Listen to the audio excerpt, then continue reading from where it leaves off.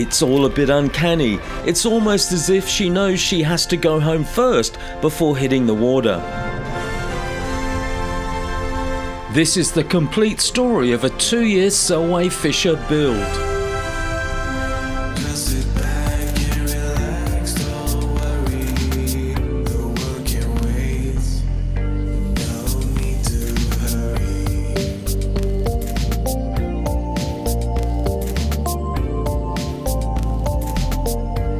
Hi. About 2 years ago I met Steve at the Classic Boat Association on Lake Macquarie, about 2.5 hours north from Sydney. I hope you enjoy his story. When did you start building it? Late last year I built all the frames at home, and then late February we erected it all here and started building the boat. Steve's Ptarmigan will be a gaff-rigged yawl with a mizzen, which is popular for cruising boats, and at 17 feet it's manageable to get on and off a trailer.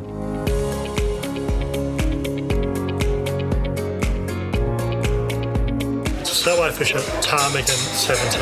Ptarmigan? With a P, like Tom. Right. And if you're wondering what a ptarmigan is, it's a game bird that's a bit larger than a partridge. It's found in Scotland, Iceland, Scandinavia and North America.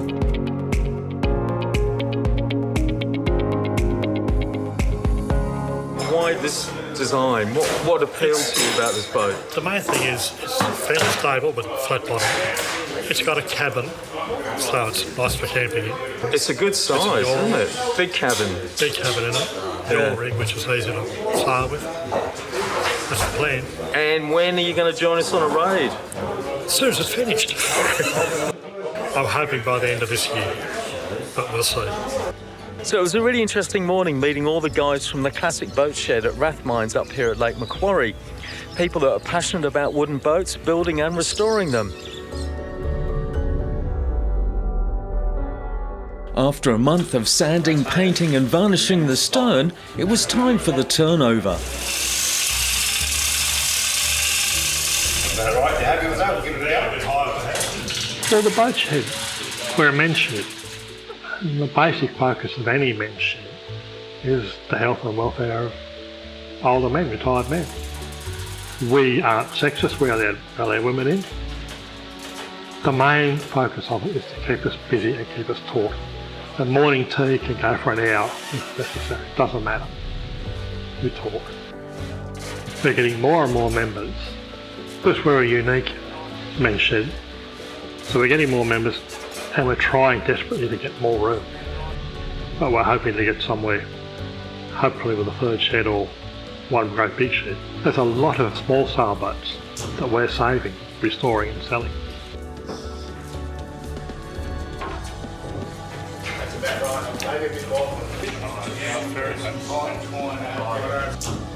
Halfway over was the perfect time to fit the centreboard, 25 kilos of stainless steel. One thing I really like about this place is when you need extra help, it just appears. And we've got people who specialise in like industrial rigging, safety, metalwork, all sorts of things. There's always someone to guide or do to make things happen. It's brilliant. Once rotated, the frame can be removed and the interiors can be added along with the seats and the bunks.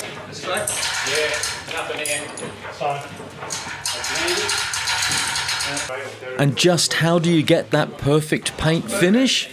Undercoat, sand, fill, undercoat, sand. It's all log glass product. 2 coats of undercoat. Yeah. And 2 and sometimes 3 coats of top coat. Right. The transom's got 3 coats of epoxy and 5 coats of log glass, micro shield sparge. And it looks amazing, and that's just plywood. It looks beautiful. And now you've turned the boat over. How many weeks is it to this stage, do you reckon? Well, or months, I should say, probably. End of February, I stood the frames. End of February, where are we now? End of August. Yeah. Wow. It looks absolutely enormous. It is. Bigger than I thought it was going to be. It's going to be a very nice, spacious cockpit. Yes. And Is it a dinghy or is it a ship? wow! One of the draw cards has 4'6" of sitting headroom. Right. 4'6".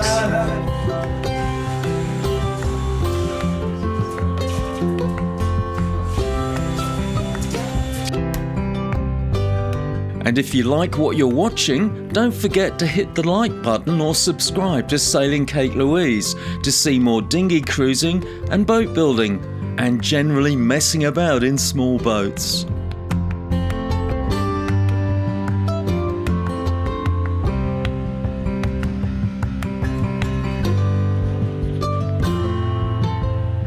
And where are we up to?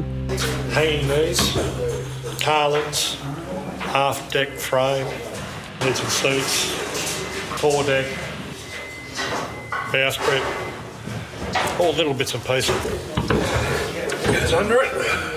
Okay. We started on the cabin roof frames, where a lot of them were done. Yeah. And this is just a mock-up to see how much room is going to be in the cabin. It's going to be quite good, I think. It's going to be big enough for a dinner party, and I'm expecting an invite to the first one. Fair enough. Bob's here, the retired shipwright, and he's been working on the corner posts for the cabin. Tell me about the corner posts. Well, we decided to put in like solid timber ones rather than plywood because we umming and ahhing whether we'll varnish the cabin sides. So if we hadn't done these, there would have been end grain ply showing, which is not good enough for what we want to do. So show us all the angles at the bottom. There's angles.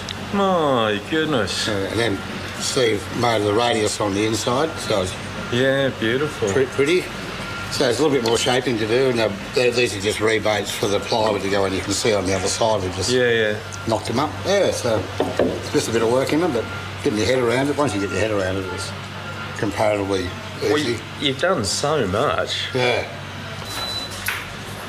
Remember, nothing's really square on a boat, it's all curves, and the Ptarmigan's built out of 19 sheets of ply. The floor in the cockpit? All the way through, actually, it's double hulled. Right. It's 9mm ply, and then another sheet of 9mm ply over the whole bottom of it. So it's 18mm thick. Wow. And then fiberglass with 400 GSM double buy, which wasn't in the plans, but a little bit of extra strength never hurts. That's substantial. We're making good progress. Getting a bit of structure in it now. Started to fill it out. Yeah. See what it's going to look like. Yeah. Now, if you've never built a boat before, and most people haven't, how hard is it? I mean, the plans are there, but do you vary from the plans at all? I have varied from the plans. I've designed some parts of it myself. Yeah. For argument's sake, it had a flat deck. Right. With the camber on, so it's got a curved deck. Curved roof on the cabin, as opposed to slope side. Most of the rest of it's as is. Yeah. So when you look at the plans, how do you read these plans? Well, this is as originally drawn as a cat. Right. But it's got all your lines, it's got offsets for all your main frames. These parts are all numbered. It's a matter of just looking down here to see what's what. Gives you dimensions, what it is, and sort of brief what to do with it. Yeah. He has a book, I believe, available. Most designers do have a book available. Yeah. So you get a lot more information from. Outfit has a very good book, which I've used. Yeah. How much epoxy do you think you've gone through? So far, Steve's used 27 litres at a cost of about $1,100, and he reckons he could have saved a bit by ordering it in larger quantities. This is not cheap junk epoxy. I use boat coat, it's good stuff. With hopefully only another 3 months of the build left, Steve's beginning to think about sails and a trailer.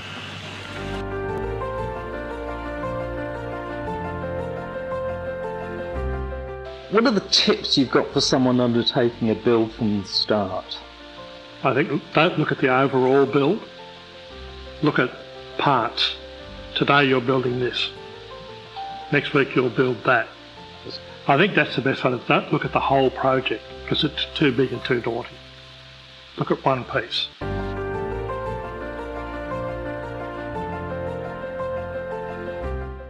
I was working on it 5 days a week. I had a guy come in and help me, so it was sort of a social thing as much as anything. We enjoyed working together, we enjoyed building it. For someone building a boat at home, it's a bit harder, but it's do one job. Don't build the whole boat. Build a part of a boat, then build another part of a boat, and eventually you end up with a boat. I think that's the easiest way to not be overwhelmed by it and stay focused.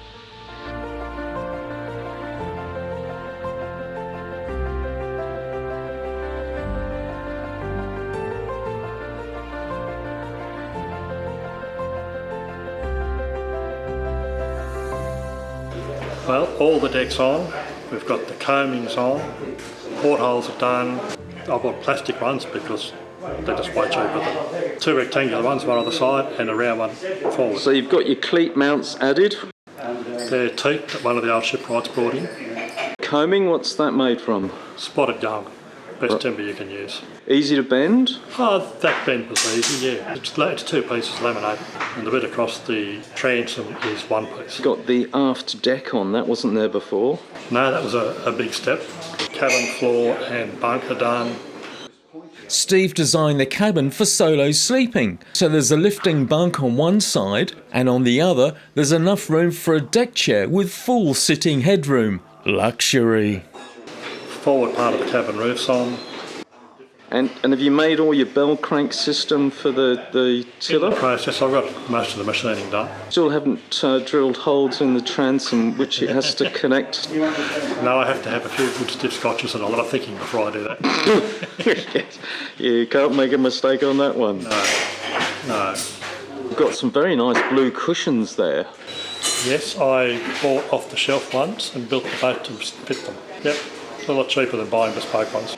I was going to say your sewing skills look really good. I can sew, yeah, but not to display.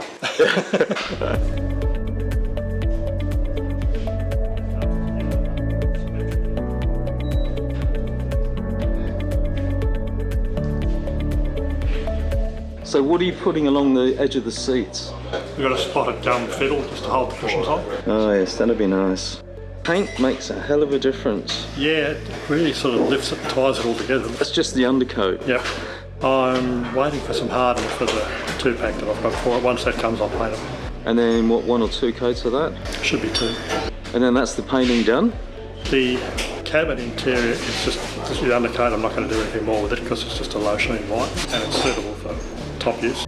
So the inevitable question, it was meant to be Easter, we've passed Easter now. I did specify, I didn't know which year. Which year, yes, I take that on board. But surely it's not going to be next year's Easter. We're looking at a couple of months of it. A couple of months. Take it home and fiddle with all the rigging to get it right. So that's something that will be done at home. Hold on when it's tough, when the road gets rough. What are the things you've learned along the way? The first one, this is your best friend, the low angle block plane. Right. Fantastic things. You should enjoy the job. So you need a proper way to sharpen your plane blades. If they're not sharp, they're a pain in the neck. If they are sharp, they're a joy to use. Mask and prepare. When you're doing glue joints, when you're painting, mask it, prepare it, take the time. It will save you hours later on. Another thing I learned from one of the shipwrights, there's a thing called a furniture scraper. Best thing in the world for removing epoxy runs. Don't sand it, get a furniture scraper and just scrape them off. Targeted and quick.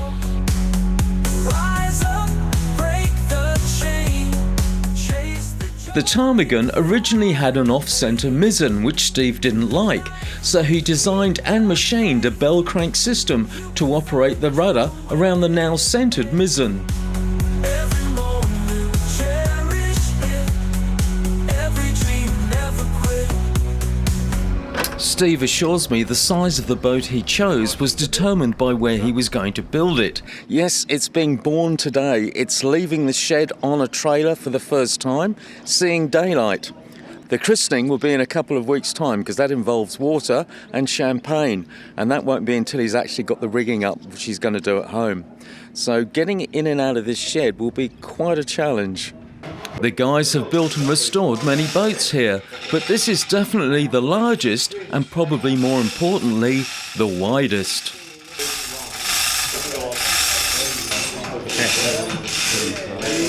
This shed has a ramp, but because storage is at a premium, they tend to store the rowboats there. So any boat being built has to be moved across from one side of the shed to the other using block and tackle. Then the fun begins, because yes, it's very tight. In fact, so tight, we had to take the mud guards off the trailer and the number plate. Millimetres count. But Steve has a secret plan up his sleeve. I'm impressed. I can't wait to see a cat riding one of these. At over half the cost of the trailer, this is a very expensive automated jockey wheel. Yes, they've been around before, the round ones, but they tend to slip. This one has tracks, just like a tank, and it can basically go in any direction. It's amazing. There's an inbuilt battery and a Bluetooth remote. How good is that? Having successfully slid the trailer under the boat, now they can reattach the winch post. We don't want the boat to fly down the ramp and out into the lake, so we've put a fastening into the floor to below it too, and we'll let it out with chain blocks and control a nice gentle descent down the ramp. Chuck's away!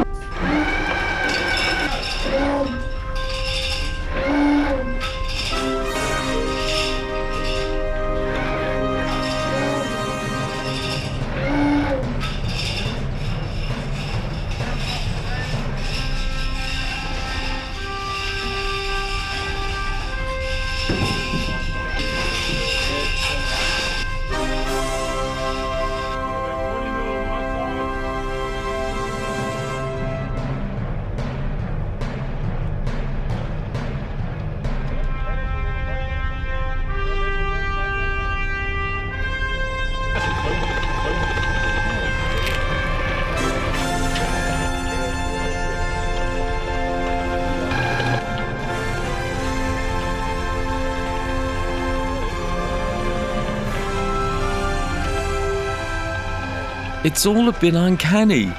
It's almost as if she knows she has to go home first before she can hit the water.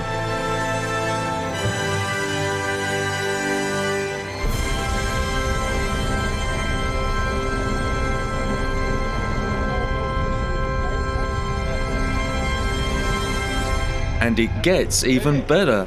Then all he has to do is adjust the car's pneumatic suspension, and magically it lifts up into the trailer socket. I've never seen that. So Steve drove off with his new boat, and we all know that feeling, to complete the rigging at home, which he thought would take a couple of weeks. In fact, it took 6 months. So what happened when you took the boat home to do the rigging? Did you just lose the drive? That's where it all fell down, yep. I'd been project managing the whole thing in my head for 2 years, so well before I started building it. I got it home and I just couldn't think about it again for a while. Couldn't get my head around it. But that's all right. Then it started raining and I've got a lawn between the boat and the driveway. So the lawn got too soft to get the boat out. Oh, gosh. And then it's been a stinking hot, humid summer, and I don't do very well in stinking hot, humid weather. No, fair enough. It's been a very slow process. So the original cost you thought was going to be about 16,000? Well, I dreamed it'd be better. And what do you reckon it came out at? Okay, without the trailer, without the motor, which I already had, and without the whiz-bang little robot trolley. What about the sales? Sales included, 23,400. Right, but it's a fantastic looking boat. So after a 2-year project, launch day is here and everyone has come along to witness the christening of a very special boat that means so much to Steve. You see, he named her Sweet Caroline after his daughter who tragically died at the age of 13. Was that a driving force as well to keep you going? It is. It's something to keep me positive. It's something to keep working towards, and it's a way of bringing her with me. Yeah. Throughout my life. The boat turned out a lot prettier than I had originally planned because I just can't help myself putting the extra effort in because it's in memory of her, sort of thing. It's hard to put into words the immense sense of satisfaction Steve must feel, having achieved a dream that was not only extremely skillful but also very personal and emotional for him. Mentally, did that help? It does. Having something to do helps. Creating something really helps. Because she died in 2005, so I've done a lot of different smaller projects. And just creating keeps my mind positive. The sense of satisfaction in seeing the problems and finding solutions must have been so rewarding.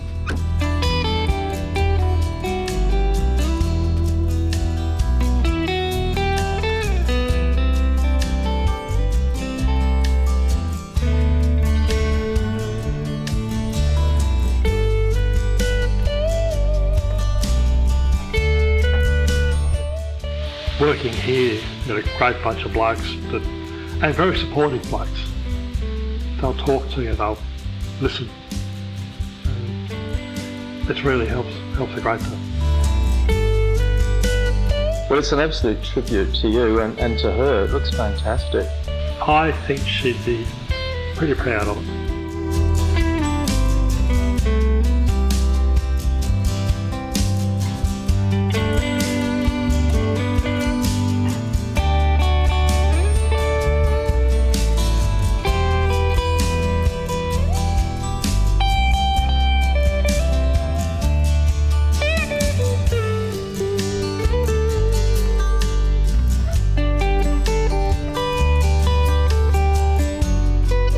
I named this boat Sweet Caroline in memory of my daughter.